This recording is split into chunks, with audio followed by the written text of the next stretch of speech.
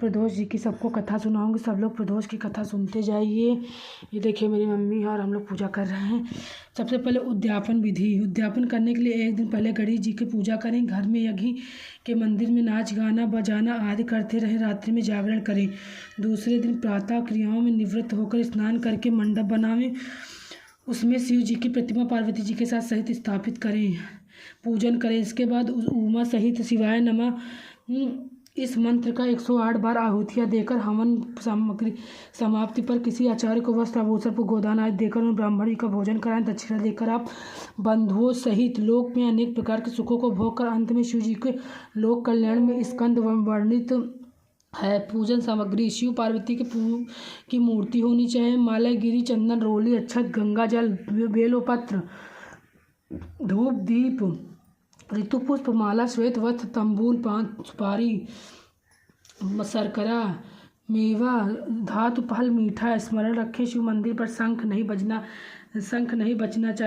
चाहिए। शिव मंदिर में शंख नहीं बजना चाहिए, ये लिखा है इसमें। अब आज सोमवार का दिन है तो हम लोग सोमवार व्रत कथा पढ़ेंगे। आज प्रदोष व्रत है ना, प्रदोष का व्रत है, इसलिए हम लोग आज व्रत की कथा पढ़ेंगे। व्रती प्रातः काल नित्य क्रिया से निवृत्त होकर आचरण प्राणायाम करें तथा सूर्य को अर्घ्य दें।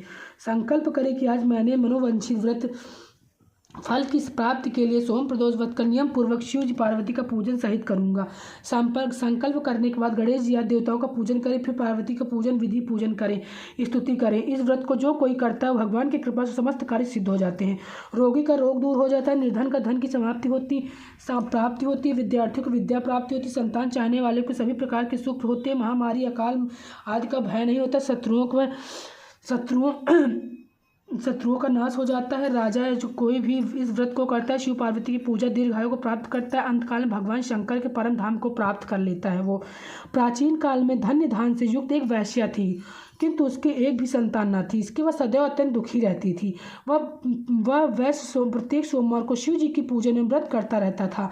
भगवान का भोग लगाकर वह पत्नी से प्रसाद रूप भोजन ग्रहण करता था। उसी की भक्ति को देखकर पार्वती शंकर जी से कहा कि यह वैश्य अत्यंत भक्तिपूर्वक आपकी पूजा करता है, अतः इसके दुख को दूर करें और संतान प्राप्त के वरदान दे। तब शंकर जी ने कहा, यह वैश्य के पूर्व जन्म का फल है, इसके भाग में पुत्र नहीं है, पर मैं इसे पुत्र प्राप्ति का वरदान देता हूँ, किंतु वह 12 वर्ष तक ही जीवित रहेगा। कुछ समय बाद भगवान की कृपा से वैश्य के घर में एक सुंदर पुत्र की प्राप्ति होती। पुत्र के प्राप्त हो जाने के बाद वह प्रसन्नता के साथ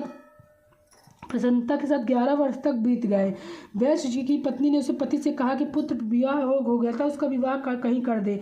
वैश्य की पत्नी ने उसका विवाह से कहा कि अभी पुत्र पढ़ने के लिए काशी भेज रहा हूँ, विवाह की क्या चिंता है, विद्या प्राप्त लौटने के बाद कुमार का विवाह करेंगे। इस प्रकार अपनी पत्नी को समझा बुझाकर पुत्र ने मामा को बुलवाकर विपुल धान देकर उसे अपने भांजे को विद्या अध्ययन के लिए यज्ञ आदि कराते हुए ब्रह्मा जी के भोजन दक्षिणा करते काशी ले गए। लड़के ने मामा को अपने भांजी के साथ विदा करके वैश्य ने बताए हुए रास्ते के अनुसार यज्ञ आदि करते हुए एक नगर पहुंचा। उसी दिन में नगर में राजा की पुत्री का विवाह। राजकुमारी बहुत ही रूपवती गुणवती थी, किंतु जिस बालक के साथ उसका विवाह हो रहा था वह ही बहुत ही काना था। वर का पिता इस कारण बहुत चिंतित था। वर के पिता ने जब सर्वोच्च संपन्न उस वैश्य पुत्र को देखा तो उसके मामा से कहा कि इस लड़के को कुछ समय के लिए मुझे दे दो, तब आप मुझे बड़ी चिंता करेंगे। विवाह के बाद उसका कुमार को अपने सौंप दूंगा, वह पुरस्कार स्वरूप अधिक धन दूंगा। वर के पिता ने जब इस प्रकार की बात कहा, लड़के ने मामा को कहना मान लिया और अपने भांजे को वर बनाकर बंधक में भेज दिया। राजकुमारी ने वैश्या को पुत्र का विवाह हो गया, किंतु सिंदूर दान के वैश्य पुत्र लौटने लगा तो राजकुमारी साड़ी ने अपना संपूर्ण वृत्तांत लिख दिया। तुम्हारा विवाह हमारे साथ संपन्न हुआ है, मैं विद्या प्राप्त करने के लिए काशी जा रहा हूँ। एक काना राजकुमार तुम्हें अपनी पत्नी योग्य बनाएगा, उसी के साथ तुम्हें विदा होना पड़ेगा। यह लिखकर वैश्य पुत्र विद्या प्राप्त के लिए काशी चला गया। जब राजकुमारी विदा होने लगी तब उसने साड़ी में लिखे शब्दों को देखकर उसे पढ़ा तो राजकुमारी ने विदा होने से इनकार कर दिया। यह मेरा पति नहीं है, इसके साथ मैं नहीं जाऊँगी। मेरा पति वैश्य कुमार है जो विद्या करने के लिए काशी गया है। कन्या के माता पिता ने पक्ष द्वारा छल से अत्यंत दुखित होकर राजकुमारी को विदा नहीं किया। उधर वैश्य ने काशी पहुंचकर विद्यावन करने लगा। उसके मामा ने यज्ञ करना शुरू कर दिया। दिन 12 वर्ष पूरे हुए। लड़के ने क्या शारीरिक कष्ट है, तब मैं आराम करूंगा, ऐसा कहकर लड़का अपने बिस्तर पर जाकर लेट गया, मर गया। थोड़ी देर बाद मामा ने आकर देखा भांजे मरा हुआ पाया, जिसके कारण बहुत दुखित हुए, लेकिन यज्ञ भंग होने पर डर से चुप रहा। यज्ञ आहुति के बाद वह सभी लोग वहां चले गए। पूर्ण होने पर जोर से रोना प्रारंभ कर दिया। दैत्य योग शिव ने पार्वती उधर से कहीं जा रही थी। पार्वती शिव जी से कहा, यह कौन है, कैसा करुण क्रंदन कर रहा है वहाँ चढ़कर देखा। पार्वती ने कहने पर शंकर जी वहाँ गए तो वह रो रहा था।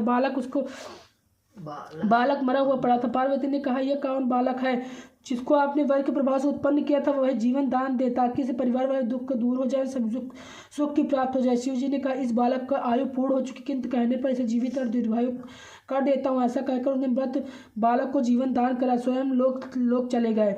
कुछ दिन बाद बालक समस्त विद्याओं को निपुण होकर मामा सहित अपने नगर लौटे। मार्ग में उसी में फिर रुका, वहाँ पर विवाह हुआ। फिर वह उसे यज्ञ ब्राह्मणों को भोजन कराकर दक्षिणा दी। राजा को यह समाचार मिलने देर न लगी। काशी विद्या से प्राप्त करने वैश्य पुत्र लौटा है, वह आदि यज्ञ कर रहे सुनकर राजा वहाँ स्वयं गया। दामाद देखकर बहुत प्रसन्न उसके घर ले गए, उसे पुत्र सहित विदा कर दिया और वैश्य कुमार मामा और पत्नी के साथ नगर आया और अपने पिता के साथ सुखपूर्वक रहने लगा। उसके बाद माता पिता ने भी नियम पूर्वक सोम प्रदोष व्रत का अपने दीर्घायु पुत्र को अल्पायु पुत्र को दीर्घायु बनाकर जो कोई सोम प्रदोष का व्रत करता है, पवित्र कथा को सुनता है, उसके समस्त कष्ट दूर हो जाते हैं और समस्त मनोकामनाएं पूर्ण हो जाती हैं। इसलिए आप सब लोग को सोम प्रदोष का व्रत करना चाहिए, सबकी मनोकामनाएं पूर्ण होती हैं। जय हो महादेव, जय जय महादेव, हर हर महादेव। हम 108 नाम पढ़ेंगे, शिव जी के 108 नाम का उच्चारण करेंगे। ओम नमः शिवाय, ओम भौमाय नमः, ओम रुद्राय नमः, ओम नीलकंठाय नमः, ओम सोमनेथाय नमः, ओम वेदसे नमः, ओम कपर्दने नमः, ओम ध्वजाय नमः, ओम सुरेशाय नमः, ओम व्योमकेशाय नमः, ओम सोमेशाय नमः, ओम शिविविष्टाय नमः, ओम भार्गाय नमः, ओम ब्लैर प्रीत्याय नमः, ओम दिगंबराय नमः, ओम उमंकांताय नमः, ओम तपोभाय नमः, ओम बैलानपताय नमः, ओम व्यासाय नमः, ओम बैलाय नमः, ओम त्रिपुरकांताय नमः, ओम सिंहाय नमः, ओम चतुर्लाय नमः, ओम पृथुनापतये नमः, ओम ईशाय नमः, ओम व्याघाय नमः, ओम अमिताय नमः, ओम महिधराय नमः, ओम अमिताय नमः, ओम बुधनाय नमः, ओम सिद्धाय पतये नमः, ओम परमिष्ठे नमः, ओम कपोताय नमः, ओम शिष्टाय नमः, ओम परमात्मने नमः, ओम विष्टाय नमः, ओम वेद गीताय नमः, ओम गोताय नमः, ओम दीर्घरूपाय नमः, ओम वेदरूपाय ज्ञान दीर्घाय नमः, ओम दीर्घने नमः, ओम भद्राय नमः, ओम जगत्प्रतिष्ठाय नमः, ओम व्योमरूपाय नमः, ओम गर्भवती नमः, ओम नीललोहिताय नमः, ओम प्रदीपाय नमः, ओम सुमेसे नमः, ओम हराय नमः, ओम महादेव नमः, ओम वेदगणाय नमः, ओम त्रिनेत्राय, ओम अर्धाय, ओम अर्धाय रूपाय नमः, ओम परमार्थाय नमः, ओम विश्वरूपाय नमः, ओम विश्वाय नमः, ओम रूपबंधय नमः, ओम शंकराय नमः, ओम शंकराय नमः, ओम महादेवाय नमः, सुमसे नमः, रूपा परमार्थाय नमः, शंकराय नमः, ओम कालाय नमः, विश्वनाथाय नमः, ओम अरूपाय नमः, विष्टाय नमः, ओम सूक्ष्माय नमः, ओम अशुंभाय नमः, ओम भूमिश्राय नमः, ओम शमशानवासिने नमः, कृतिवासिने नमः, ओम शशांक शेखराय नमः, ओम दुर्गाय नमः, ओम दुर्गापराय नमः, ओम दुर्गावासिचाक्षिणे नमः, ओम लिंगाय नमः, ओम प्रथार्थाय नमः, ओम लिंगाय नमः, ओम लिंगनापतये नमः, ओम प्रभारूपाय नमः, ओम कर्णकाय नमः, ओम मृत्युंजय नमः, ओम आत्मनभ्रूसु रूपयोगे नमः, ओम अंबिकाय नमः, ओम आतिकष्ठाय नमः, ओम भार्गाय नमः, गौरीपताय नमः, ओम भोलेनाथाय नमः, ओम मंडल हेतुवे नमः, ओम सर्वसिंधुवे नमः। ओम शिव जी के 100 नाम का उच्चारण हमेशा सबको करना चाहिए, जिसके 108 नाम का हमेशा उच्चारण करना चाहिए, जिससे सभी कष्ट दूर हो जाते हैं। आज प्रदोष का व्रत है तो सब लोग पूजा पाठ करते रहिए और प्रदोष व्रत का करते रहिए। जय हो, जय बाबा की।